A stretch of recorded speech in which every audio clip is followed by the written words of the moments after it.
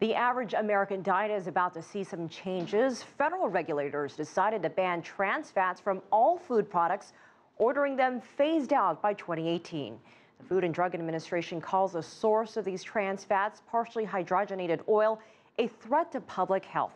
Many health experts applaud the move, saying it will prevent thousands of fatal heart attacks every year. CCTV's Ellen Scott is in our newsroom with more. Ellen. That's right, Elaine. Trans fat will soon be the taste of the past. The U.S. is phasing out this harmful ingredient. Trans fats raise bad cholesterol and lower good cholesterol, clogging arteries and increasing the risk of heart attacks and heart disease. These foods have one potentially deadly ingredient in common: trans fat. While it may make your food taste good, it can be hazardous to your heart.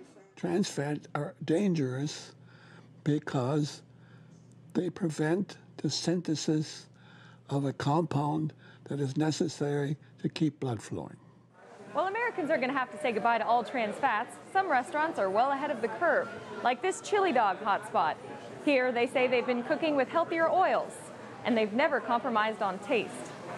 In our fries, we actually use a soybean oil. It's 100% soybean oil, and after the FDA, the quality of the oil that we use, the FDA approved it where even people who have soy allergens can eat it, who are allergic to soy, because it's such a high quality oil. It's been a long war and a lonely battle for the world's oldest lipid researcher. 100-year-old Fred Kummerow has been urging the edible oils industry to remove trans fats from their products for decades. I don't consider it a triumph. I know what it was like for the industry to do what they did. I'm not here gloating that this was done.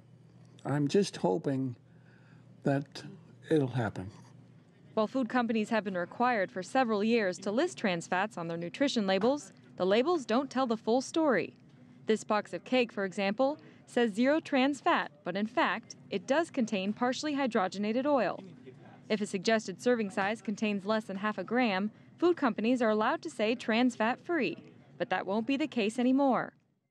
In 2003, Denmark became the first country to ban trans fatty acids in restaurants.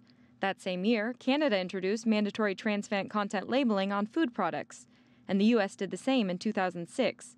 In 2008, New York City banned restaurant use, and a year later, Austria and Switzerland followed suit.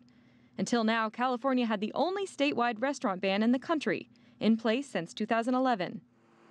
The FDA says phasing trans fat out over the next 3 years could prevent 7,000 deaths a year and save about $140 billion over the next 20 years in healthcare and other costs.